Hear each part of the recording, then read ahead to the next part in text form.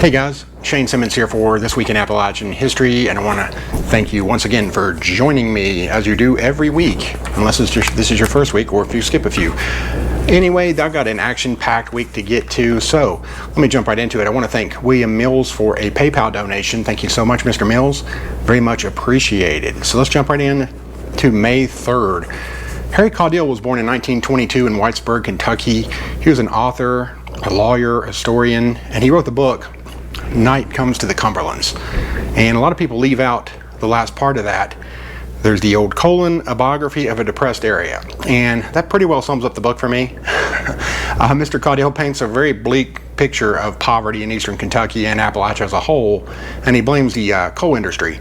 Now, a lot of good came from that, and there was a lot of truth in it, obviously. I think there's unquestionable truths in his book, but it leaves very little room for optimism, and I don't know, you come away from the book feeling worse about life in general. That's not things that I particularly personally love, but I know a lot of people love the book, and it did a lot of good.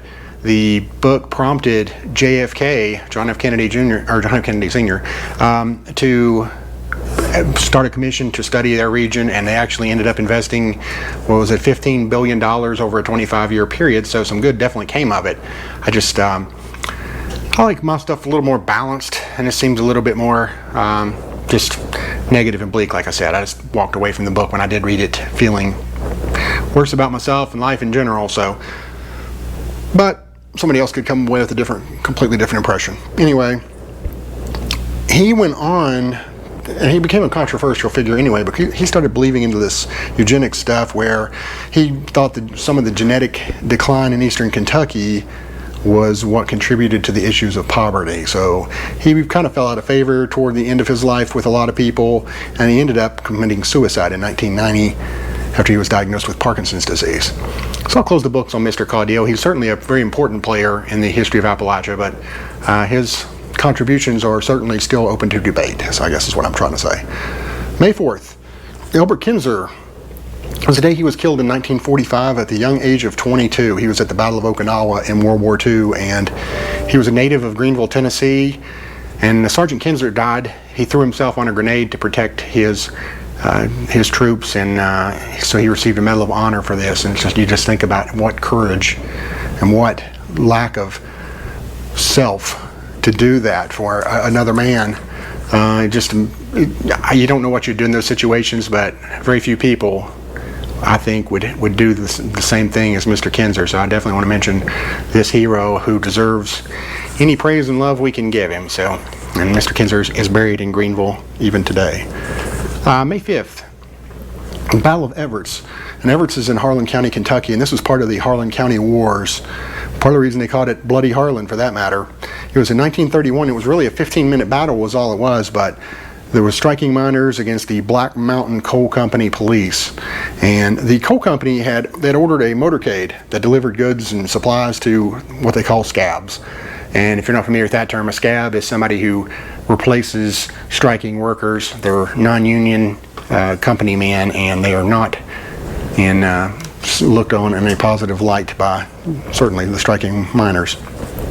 But long story short, when this motorcade came, a shot was fired, and both sides denied responsibility and blamed the other side for it, but it touched off some gunfire afterwards, in which a deputy named Jim Daniels, who was loathed by the striking miners, was killed. And then over that 15-minute span, approximately 1,000 shots were fired that left 3 deputies dead and 1 coal miner dead. And as a follow-up, the strikes actually expanded after that, and 8 of the miners were sentenced to life in prison for their actions in conspiring for murder.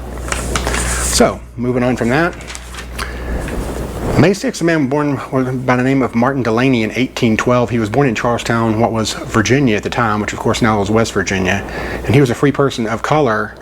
And he trained as a physician's assistant. In 1850, he was one of the first 3 African-American men admitted to Harvard Medical School, but they were dismissed a few weeks later following protests by white students. Then he went on to work with Frederick Douglass, and he dreamed of establishing a settlement in West Africa, and he actually created a slogan, Africa for Africans, that became very popular.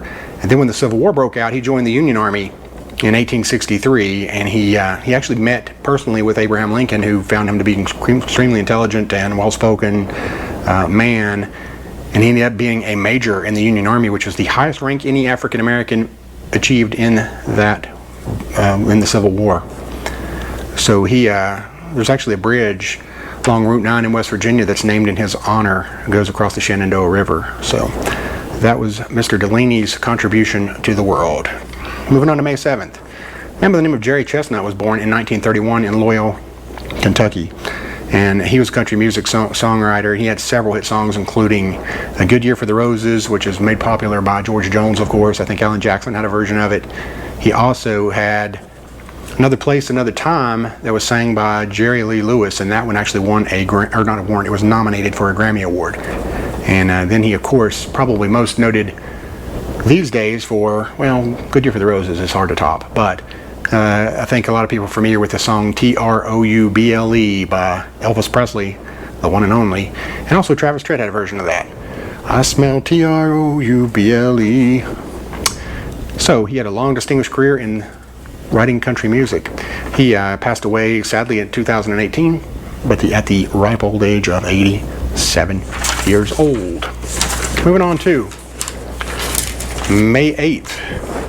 May 8th was the Battle of McDowell, which happened in Highland County, Virginia, and that featured somewhere between 6,000 and 9,000 Confederate troops led by none other than Stonewall Jackson, squaring off with a similar-sized Union forces led by Robert Schenck, and it ended in a Confederate victory when Union forces retreated after a heavy battle.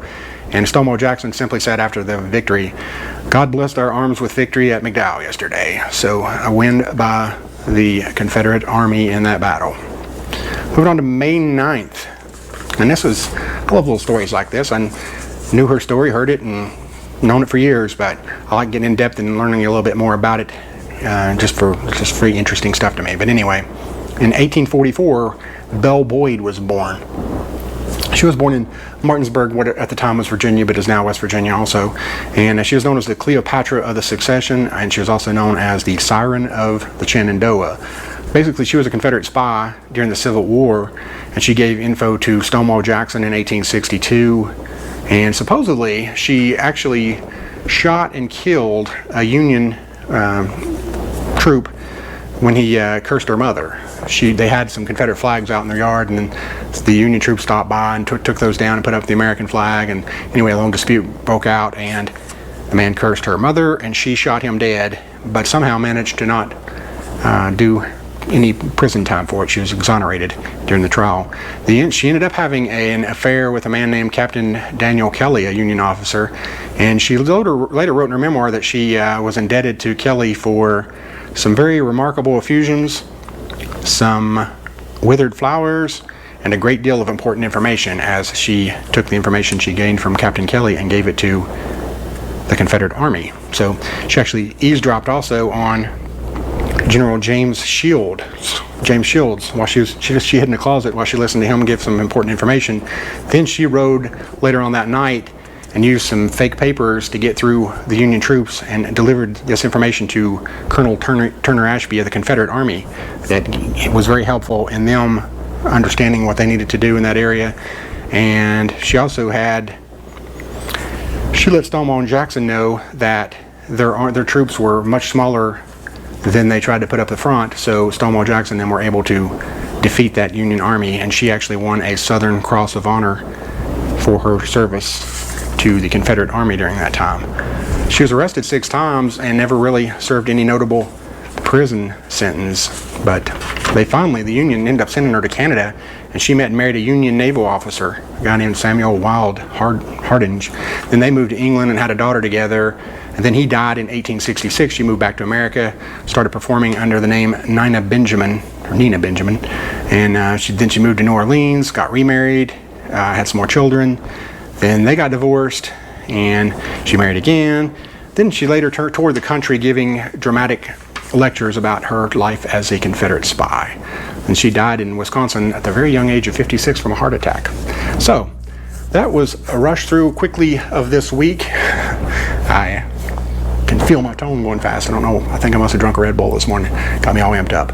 Anyway, hope you guys enjoyed this. Thank you guys for liking, subscribing, and commenting and sharing, giving your thoughts. I love any comments and feedback that we do get on this. And again, thank you, Mr. Mills, for the donation. And I will see you guys next week, which will be here before you know it, and the way the life goes. Thanks.